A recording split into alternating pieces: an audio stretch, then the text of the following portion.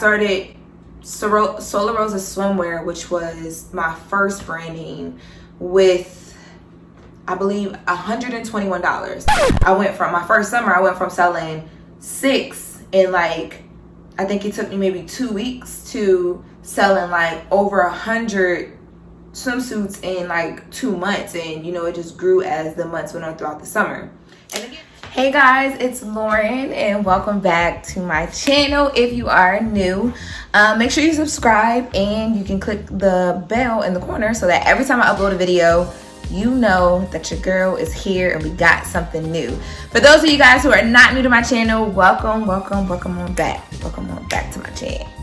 Welcome on back to my I mean, nothing is impossible, period. Like, you gotta have that attitude and you gotta know that like what's for you is for you. What you know you put your mind and your effort to will flourish. There are some things that you can do along the way, or there are things that you should do along the way that just help you in the process. There is a strategy behind all of this. It's a lot of like planning and implementing and, you know, consistently doing that. And consistency is the word, and are the words that you guys are going to hear a lot throughout this video. I've already told y'all on previous videos that being consistent is the key to anything, but especially when it comes to physical product. So the first thing that I want to start with is like trying to figure out what it is that you want to sell. So for me, anything that I put my name on, anything that I sell, anything that I do endorse, I gotta believe in it. Like, I gotta believe in it to a point where, like, if I'm making $0 on Monday and then 5 years from now, maybe I'm only making $30, I need to raise my price points, number one. No, but number two, like, you know what I'm saying? Like, if I really had to do it for the love, like, could I do it? So for me, fashion is one of those things. It's always been a thing for me that, you know, I like grew up in. My mom was a fashion designer at one point with her own brand and her own line. And it's just, I don't know, it's just always been something I've just been into, like, naturally. Now, I say that to say that, like, for me, this is something that, like, I didn't have to think twice about. I've always, when I wanted to do it, my issue came in with, like, having the finances to figure it out and to start it up the way that I wanted it to.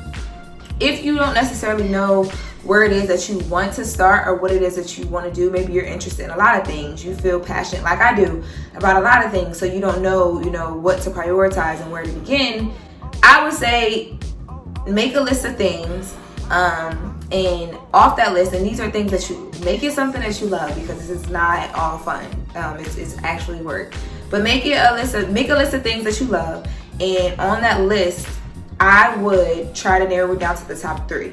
If you had the chance to create a brand and sell products in either 3 of these areas, what would they be? And if you could start tomorrow in one of those 3, what would it be? And then you can go further. That's just how I would do it, because I'm a person who's into and interested in a lot as well, but fashion always outweighed everything for me. So if I had to start first, I was gonna figure this out first, or I'm figuring it out.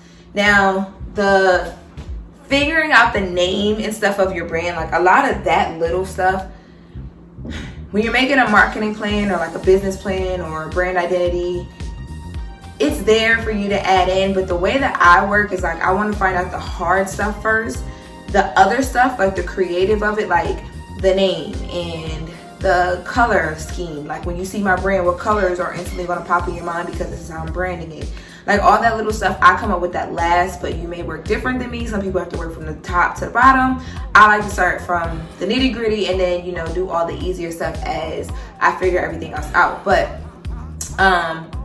with me, once I figured out like, okay, I want to start selling products and I want to do retail, and specifically I want to go into fashion, I had to be honest with myself. I had to do what I could afford at the time. So that's what chose my first product for me. So I started with swimsuits because swimsuits were very easy to get a hold of. I live in LA, so the fashion district downtown is full of swimsuits. They're also a lot cheaper. Products and putting your money into products is not the most cheap thing to do, but there are ways to cut costs and you know, give yourself a break if you're just starting. So for me, even with now, like, I mean, our quantities have gotten bigger in what we order now, but in the beginning, I remember I would do like maybe 6 swimsuits a month. I decided to go swimsuits because it was cheaper. At the time, I did not have a lot of money to put into something extra. I actually was only, like, I always wanted to do fashion, but I felt like I wanted to actually like sketch and grab fabric and manufacture. I bought a sewing machine and taught myself how to sew a little bit, but I never had the patience to really sew a whole outfit. So I was like, look, I need to be able to hire somebody to do this, and all that stuff takes money. So I knew I couldn't start there right away, so I had to do something in the meantime. Swimsuits were very easy. I could buy them already like put together in different colors, and like, you know, I have built relationships with the vendors here in LA. So, you know, they would cut me little breaks and little deals because I would be coming back and forth so much buying things, because people would be, I'd be posting them on Instagram and social media and stuff, and like people would be buying them. So I was just going back and forth and back and forth and back and forth. Now, financially, in the beginning when I first started, as I mentioned, I didn't have a lot of money to start. Like, I had just quit a job. At one point when I was doing it, I had no job. So I was literally living off of what I was making off of the swimsuits and odd jobs here and there in LA, commercials I was booking, and I would use the money that I was making from the swimsuits and the little odd jobs that I was gathering to put back into the swimsuits so that I could like have more and more and more and more. So by the time the summer ended, my first summer, I went from selling 6 in like, I think it took me maybe 2 weeks to selling like over 100 swimsuits in like 2 months. And you know, it just grew as the months went on throughout the summer.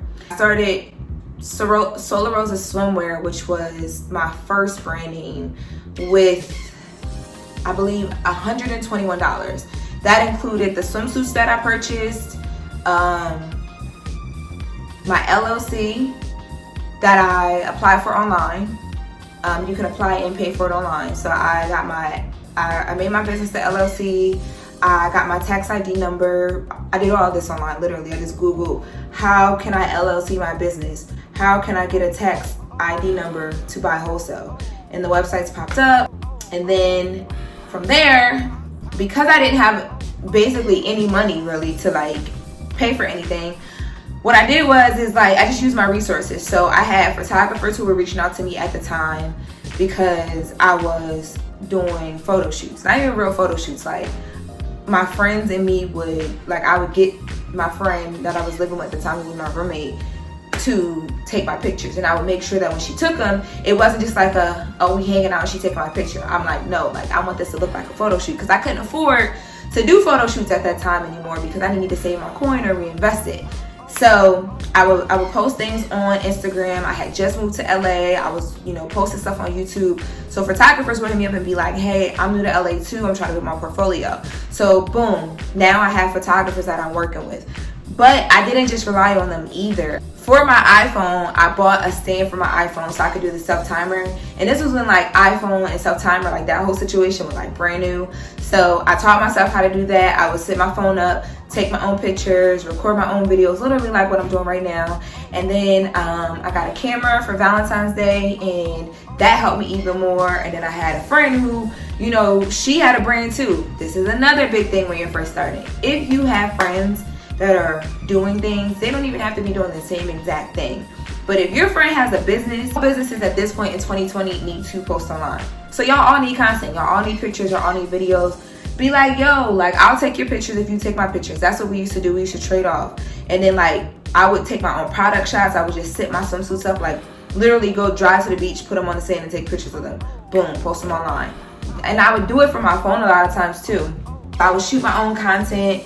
And when shooting content, the biggest thing was just like natural lighting. So if you don't have lighting set up and all of that, just take your pictures in the daytime. The sunlight is the best. Like, I used Big Cartel when I first started, and I used the free domain on Big Cartel, so LORENLOROSA.bigcartel.com. And you know, again, I just didn't want to have any expensive. If you're just starting and you don't have a lot of money to put into your business, it's okay, like, to do what you need to do to, you know, get yourself where you need to go. Because eventually, the more money that you're saving in business, the more that you can profit off of what you're doing or what you're selling, and you'll be able to put that back into the business. So I use Big Cartel. Big Cartel it's it's made to sell products. It was very easy. The little bit of edits that you can do it yourself. It's very easy to figure out. I watched a bunch of YouTube videos on how to, like make it the most searchable and blah, blah, blah, and all that good stuff. I found everything online, literally. I took no business classes about fashion. I do have a degree in marketing from Delaware State, but a lot of this stuff was just like common sense. Like when you go search for a product online, what do you search? Do you search white t-shirt? Do you search yellow dress? Like I thought like that, like, okay, if I'm selling swimsuits, what are people typing in Google when they're looking for swimsuits? How can I name these where the names are also things that might pop up when you just search beach? So like I would do like the Beach Bum collection or the Venice Beach collection, because when people search Venice Beach, hopefully it trickles down and gets them onto my website.